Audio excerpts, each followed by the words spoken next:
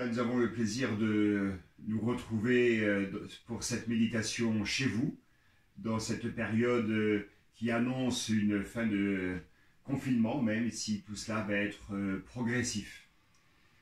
Plus que jamais, notre monde est à comprendre comme un vaste réseau d'échanges, de communication, de liens.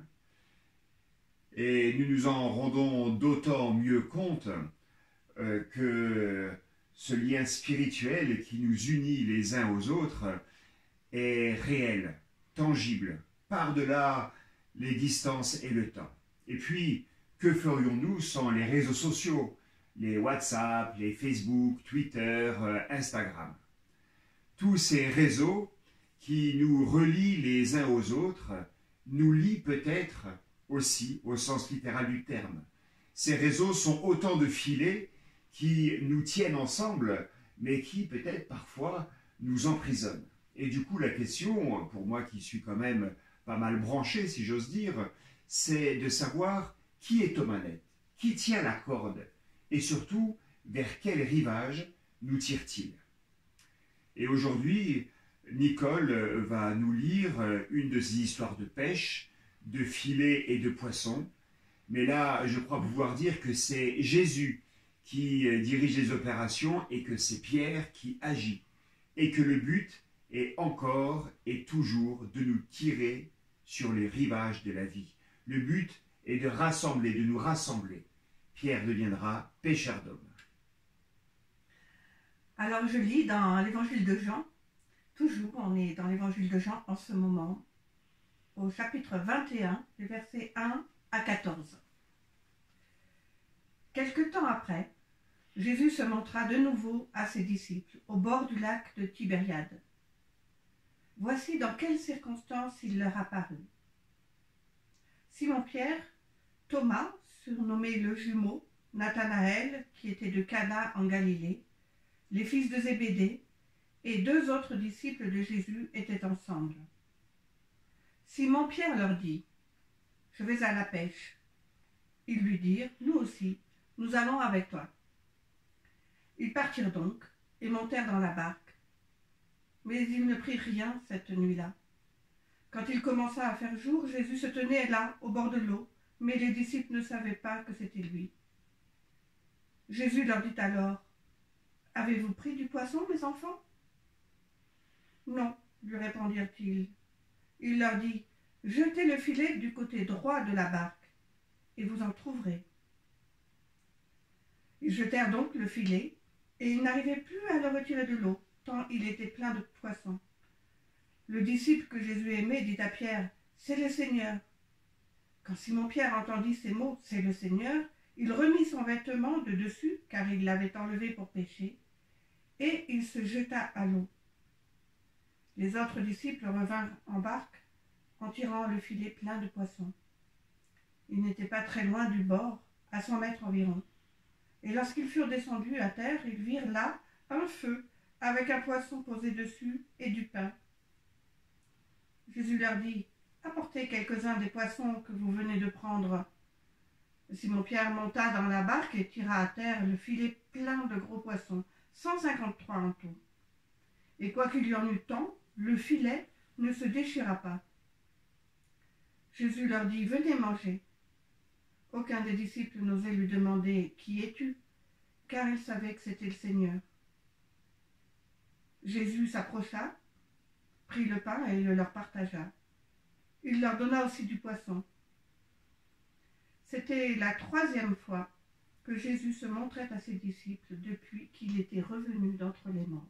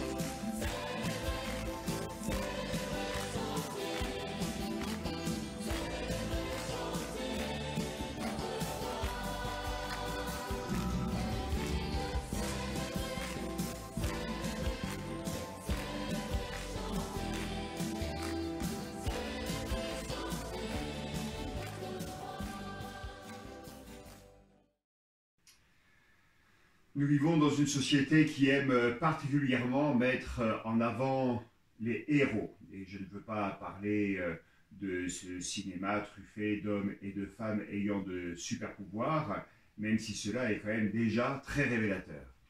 Non, je pense en premier lieu aux héros sportifs. À l'époque d'avant le Covid-19, les médias nous abreuvaient d'exploits individuels ou collectifs et ils nous parlaient aussi des entreprises réussies ou ratées, de l'une de ces sportifs de l'extrême ou de l'un de ces aventuriers du bout du monde. Alors aujourd'hui, forcément, les héros sont beaucoup moins frivoles puisqu'ils nous sauvent la vie. Ils sont hommes et femmes de soins. Ils ont le sens du service chevillé au corps. Ils permettent à la vie de continuer malgré tout. J'ai un oncle qui était pasteur et alpiniste et il a fait partie des grandes expéditions himalayennes des années 50-60 à la conquête des 8000. Et j'ai lu une interview où on voulait faire de lui un héros. Et il avait répondu à l'époque, vous savez, celui qui part en montagne ou en mer à l'autre bout du monde est quelqu'un qui a une chance extraordinaire d'assouvir sa passion.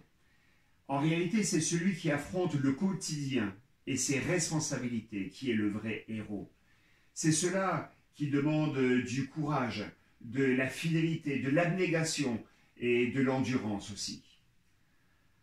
Alors bien sûr, nous aujourd'hui, nous rêvons de sorties entre amis, de rencontres familiales, de mariages. C'est certainement d'ailleurs ce qui nous manque le plus. Quoi de plus beau que les moments de fête? Et j'imagine sans peine que s'il était possible de sortir du confinement comme ça d'un claquement de mains, de doigts, eh bien il y aurait partout dehors des tables, des banquets, de la musique, des danses, des farandoles et du rire. Mais nous les aimons d'autant plus ces moments-là qu'ils nous sortent de notre ordinaire et que c'est la même chose avec la place des héros dans la société, dans notre société. C'est la fonction des héros, c'est qu'ils nous distraient de la répétition des jours et de notre vie quotidienne. Et justement, c'est bien dans cet ordinaire, dans ce quotidien, que nous rencontrons aujourd'hui une partie des amis de Jésus. En fait, on rencontre les plus connus. Au lieu de parler de manière un peu globale des disciples, l'évangéliste prend le temps de préciser le nom des quelques personnes présentes au bord du lac, parce que tous ont vécu une expérience extraordinaire avec le Christ. Et notamment, je pense à Pierre, Jean et Thomas. Ils ont rencontré Jésus vivant. Et ça, c'est pas banal quand même. Après ça, on aurait pu penser que leur vie allait être transformée à tout jamais, mais non. Pierre dit, bon, les amis, je vais à la pêche. Il n'est pas question d'entendre ici une sorte de distraction pour tromper l'ennui, non. Pierre est un pêcheur, alors il va à la pêche. S'il avait été chasseur, il serait parti à la chasse. Pierre sait que s'il veut manger aujourd'hui, il va falloir qu'il sorte le bateau, qu'il mette de l'ordre dans ses filets et qu'il aille au boulot. Ils ont beau avoir vécu des moments extraordinaires avec Jésus, il vient toujours ce moment où il faut redescendre de son ciel et retrouver le plancher des vaches, c'est-à-dire le monde des nécessités et des obligations, notre monde. C'est là que nous vivons, que nous soyons confinés ou pas, car si quelque chose ne changera pas à la sortie du confinement, c'est bien la répétition des jours. Et c'est peut-être là que s'enlisent nos meilleures résolutions, nos passions, et même parfois nos amours. Mais c'est bien là que se déroule notre vie. Oui, ils étaient là aux noces de Cana. Oui, ils ont vu Jésus accueillir, relever, rencontrer, parler, dénoncer, réveiller l'espérance, donner envie d'aimer, de croire en un avenir possible. Oui, ils étaient là quand il a été arrêté, quand il a été crucifié. Et ils ont vu le tombeau vide. Et puis ils l'ont vu vivant et ressuscité. Ils ont vécu tout cela. Tout cela. Mais maintenant, là, aujourd'hui, en cette heure, qu'est-ce que cela change pour eux? Qu'est-ce que cela change pour le monde? Et qu'est-ce que cela change pour nous? Les pouvoirs sont toujours en place, et avec eux, pas mal de structures d'injustice et de violence. La terre continue son réchauffement.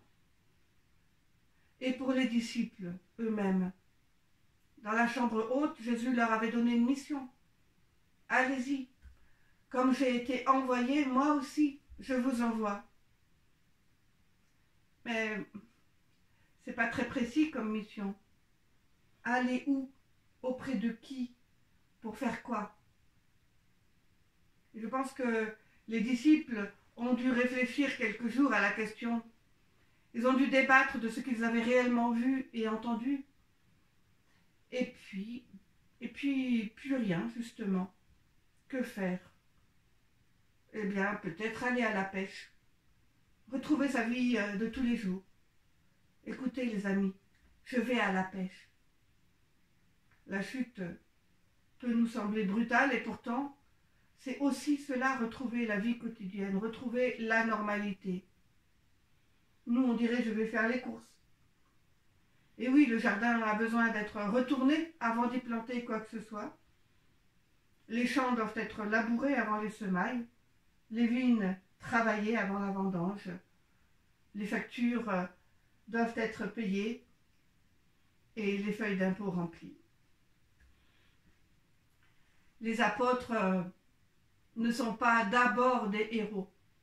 Ce sont des hommes et des femmes comme nous. Alors, comme nous, ils vont au boulot. Ils se lèvent, ils travaillent, et parfois, au bout de leur effort, il n'y a ni réussite, ni satisfaction. Parce que c'est aussi comme cela que se passe notre vie à nous. Certains aimeraient avoir du travail et n'en ont pas. D'autres en avaient un, mais la pandémie les a mis au chômage. En fait, ceux qui étaient fragilisés avant la crise le sont encore plus maintenant. Pierre, Jean, Thomas et les autres ont travaillé toute la nuit et ils n'ont rien pris. Ils avaient des projets, mais voilà qu'ils rentrent bredouilles et découragés. Et à ce moment-là, je pense qu'ils ne doivent pas beaucoup penser à la résurrection du Christ, mais plutôt à leur estomac, à leur déception et à la grande fatigue d'une nuit à jeter les filets en vain. Et c'est là que cette troisième manifestation du Christ vivant me semble importante. Enfin, pour moi, il n'y a pas 3 manifestations, mais 4. La première, c'est celle qui ne compte pas pour Jean, parce qu'il n'y a pas d'autres témoins pour l'attester. C'est celle qu'a vécue Marie. Cette fois-là, Jésus a ouvert une brèche dans ce qui semblait fermé à tout jamais, une tombe. La mort n'est désormais plus un cul-de-sac. Il n'y a plus de situation sans lendemain possible. Il n'y a plus de fatalité auquel il faudrait se soumettre. Plus de verdict de mort que nous ne pourrions interroger. Ce n'est plus la mort qui est toute puissante. Non, c'est la vie qui est toute puissante. La deuxième fois, les disciples étaient enfermés dans leur peur. Une peur bien réelle de celle qui ne supporte aucune phrase sucrée du style « mais non, tu te fais des idées ».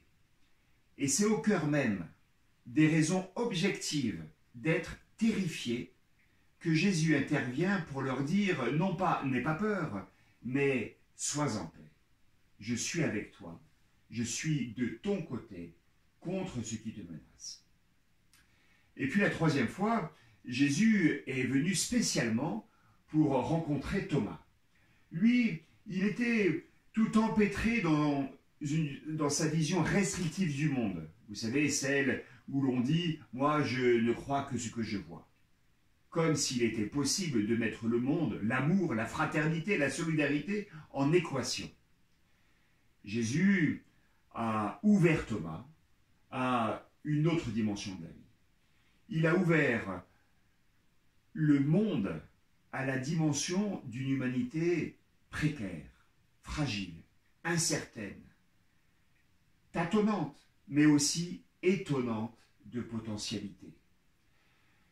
Et aujourd'hui, eh bien aujourd'hui, Jésus vient spécialement pour vous, comme pour moi. Il ne vient pas rencontrer des héros, mais des hommes et des femmes pris dans une vie quotidienne, faite de répétitions, très souvent englués par des tâches ordinaires qu'il faut bien accomplir d'une manière ou d'une autre. Il vient rencontrer des disciples comme nous, incapables de vivre d'un message qui nous dépasse de toutes parts. Ils sont comme nous, incapables de vivre sur la ligne de crête de cette bonne nouvelle et d'en tirer toutes les conséquences pour notre vie. Christ est vivant, il est ressuscité. Oui, il vient à nous, et comme d'habitude, nous ne le reconnaissons pas. Est-ce un jardinier? Est-ce le facteur, l'infirmière, l'étranger, le voyageur? Les premiers témoins en tout cas, et pas des moindres donc, nous avertissent de notre incapacité à reconnaître au premier abord la présence vivante du Christ. Il demeure toujours l'étranger de passage. Et comme le disait cet oncle dont j'ai parlé tout à l'heure, vous savez, l'étranger, ce n'est pas celui qui vient de loin ou qui a une autre couleur de peau que la nôtre. Non, c'est toujours celui qui nous oblige à changer notre vision du monde et de nous-mêmes. Et c'est parce que Jésus pousse au changement que nous avons à chaque fois du mal à le reconnaître. Parce que c'est une constante. Nous avons horreur du changement, quel qu'il soit. Mais je crois qu'il y a une autre raison pour laquelle nous avons du mal à reconnaître Jésus. Nous pourrions parler de notre distraction congénitale ou bien de notre travail, mais en fait, je crois que nous sommes incapables de le reconnaître, tout simplement, parce que nous ne nous attendons pas à le retrouver là. Nous ne nous attendons pas à trouver Jésus présent au cœur même de nos obligations du jour. Et de toute manière, comme nous le montre Jean, qu'on le reconnaisse ou non, il est là, il est présent, il est ressuscité. Que les yeux brouillés de larmes nous empêchent de le voir, que la colère nous pousse à le rejeter, il est et il demeure à nos côtés. Ce n'est pas notre foi, ce n'est pas notre doute qui fait apparaître ou disparaître Jésus, non. Il se tient là, sur le rivage de notre vie. Et à chacun, il dit cette phrase incroyable de tendresse et d'attention. « Ami, as-tu la ration de pain pour ce jour? As-tu de quoi nourrir ton existence? As-tu de quoi étancher ta soif de vivre ?» Bien sûr, je transforme la phrase, mais c'est un peu comme cela que je l'entends.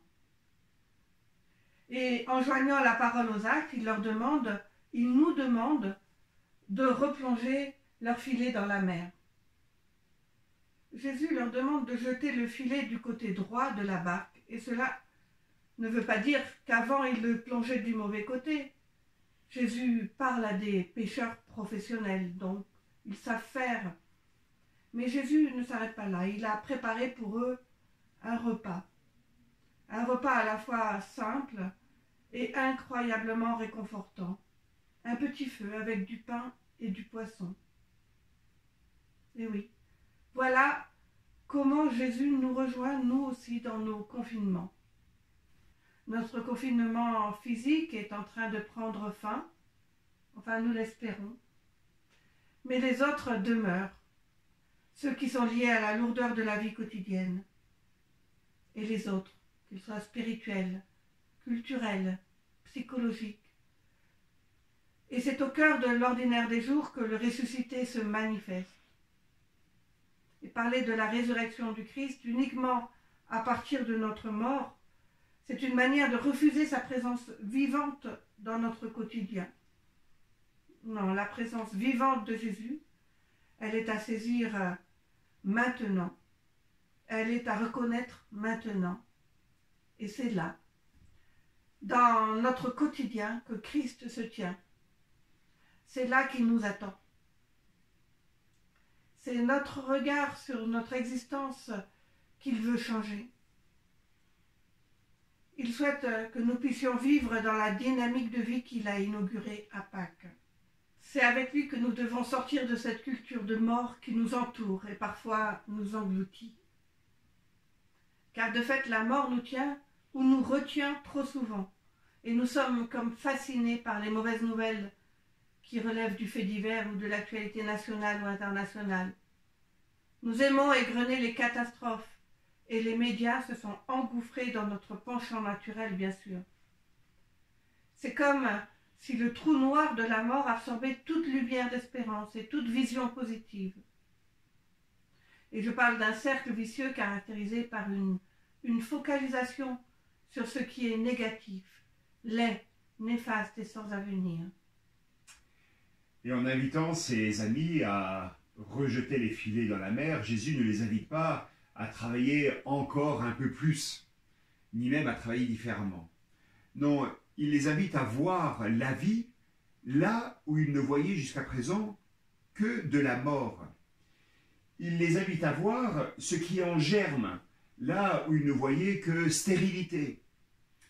Il les invite à voir les fruits là où ils n'imaginaient trouver que des filets vides.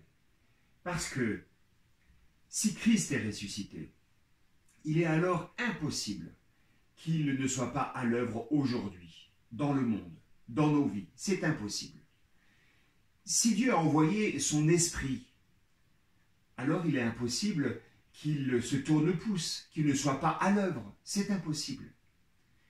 Si ce dont nous parlons et ce qui nous rassemble aujourd'hui n'est pas une fable, mais une réalité, alors Dieu agit encore maintenant dans la vie de ses enfants, dans l'Église et dans la société. Et c'est donc cela qu'il faut voir. C'est cela qu'il faut rechercher et discerner. Voilà qui doit être au centre de notre attention, de notre spiritualité, de notre engagement ecclésial, social, politique aussi. C'est cette vie du ressuscité qu'il faut réapprendre à conjuguer au présent. Cela ne veut pas dire que nous devons adopter la politique des trois petits singes, vous savez, ne plus rien voir, ne plus rien entendre et ne plus rien dire. Bien sûr que non. Mais peut-être que, discernant la présence vivante et active du Christ dans notre vie, nous pourrions passer de la plainte stérile à l'engagement qui transforme les cimetières en jardins et les filets vides en pêches miraculeuses. Car les disciples sont réellement sollicités à l'action par Jésus. Ils sont tous valorisés dans leur savoir-faire. Toi, tu sais pêcher, alors va pêcher. Et puis, apporte le fruit de ton travail à la table commune. Et nous tous, chers amis, nous tous, mettons-nous aussi à l'œuvre pour apporter nos dons à la table commune, à la communauté. Et ensemble, préparons un festin où tout le monde pourra trouver sa place, où tout le monde pourra se régaler. Car de fait, l'avenir n'est pas ce qui va arriver. Non, l'avenir, c'est ce que nous allons faire ensemble. L'avenir, c'est ce que nous allons vivre aujourd'hui. C'est le chemin qu'ouvre le ressuscité devant nous aujourd'hui. Les disciples vont se réchauffer au feu préparé par le Christ. Ils vont se rassasier du pain et du poisson préparé par lui, mais aussi des poissons que les disciples vont apporter eux-mêmes. Ce repas simple, joyeux, basique, réconfortant, sera un repas qui leur parlera du ressuscité, de la communauté qu'ils ont formée à ce moment-là. Et après, eh bien, j'ose croire que tous les repas qui suivront pourront se transformer en repas que le Seigneur préside, en repas qui nous rappellent sa présence indéfectible à leur côté, en repas communautaires, d'une communauté et d'une fraternité qu'ils fondent. Alors plus tard, quand l'historien de la première Église, qui est Luc, parlera du ministère des apôtres, il ne va pas tellement lui retenir ce moment d'arrêt, ce moment où dans la vie quotidienne, ils se sont posé la question, mais qu'est-ce que nous devons faire maintenant? Mais il dira ceci, c'est avec une grande puissance que les apôtres rendaient témoignage à la résurrection du Christ vivant. Au cœur de leur ministère, de leur proclamation, de leur manière d'être, de leur quotidien, il y aura la présence de ce Seigneur ressuscité, du Christ vivant au milieu d'eux. Amen. Amen.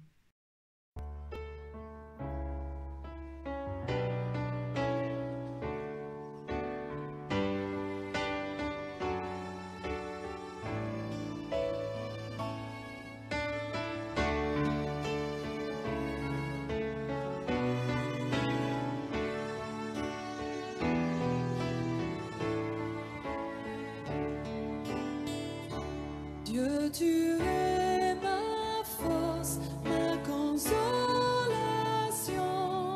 une lampe devant mes pas. Ta voix a triomphé de l'ouragan, remporté le combat. Tu m'offres chaque jour ton infaillible amour. Toi qui as fixé le cours des étoiles, sois mon ombre, sois ma voix.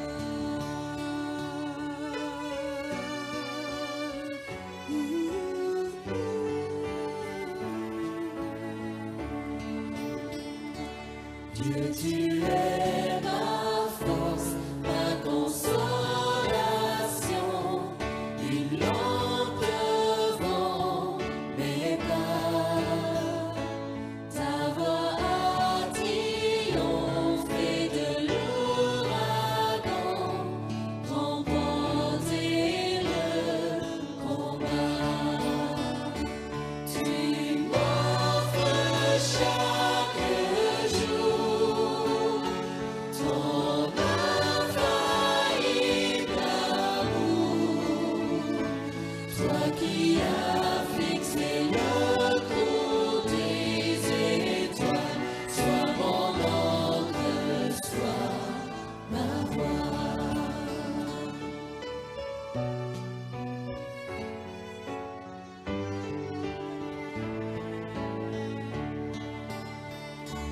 Tu es tombé seul pour toucher les cieux, protégé par ta main.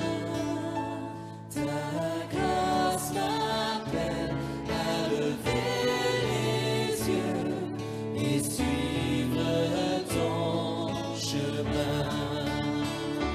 Tu m'offres chaque jour ton infaillible amour.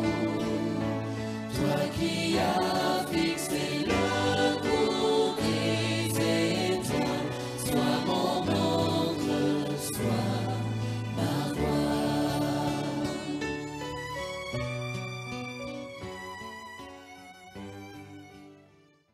Prions. Oui Seigneur, nous ne savons pas voir les signes multiples de ta présence dans notre vie, dans l'Église et la société. Dans la tempête, nous te prenons pour un fantôme, au jour de la résurrection, nous te prenons pour un jardinier. Dans nos découragements, tu restes pour nous un inconnu. Et pourtant c'est bien toi, vivant, présent.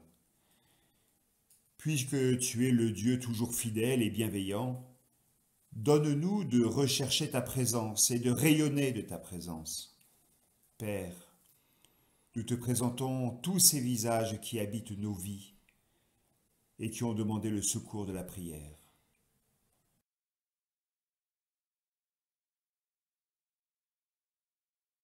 Nous te présentons ceux qui ont l'impression que leur vie ressemble à une pêche infructueuse. Ceux qui ont l'impression d'avoir travaillé pour rien. Nous te présentons ceux qui ne te voient pas dans l'ordinaire de leur jour. Oui, viens habiter chacune de leurs journées de ta présence. Accorde à chacun, en ce temps de Pâques, la conviction que la rencontre avec le ressuscité est possible, qu'il se tient sur une rive, sur la rive de nos efforts, et qu'il veut pour nous la plénitude de la vie. Nous voulons te présenter notre monde en mouvement et l'espèce humaine qui l'habite, formidable d'intelligence et d'aptitude, mais d'une insouciance et d'un appétit cruel. Donne à chacun le sens de la responsabilité et de la mesure, pour que nous ne fassions pas peser sur d'autres la tyrannie de nos besoins. Et avec tous les enfants de Dieu, nous te disons, Notre Père qui es aux cieux, que ton nom soit sanctifié, que ton règne vienne, que ta volonté soit faite sur la terre comme au ciel. Donne-nous aujourd'hui notre pain de ce jour. Pardonne-nous nos offenses, comme nous pardonnons aussi à ceux qui nous ont offensés. Et ne nous laisse pas entrer en tentation, mais délivre-nous du mal, car c'est à toi qu'appartiennent le règne, la puissance et la gloire, pour les siècles des siècles. Amen. Que le Seigneur vous bénisse et vous garde. Amen. Ta miséricorde coule de la croix, ton sang m'a racheté. Tout ce que je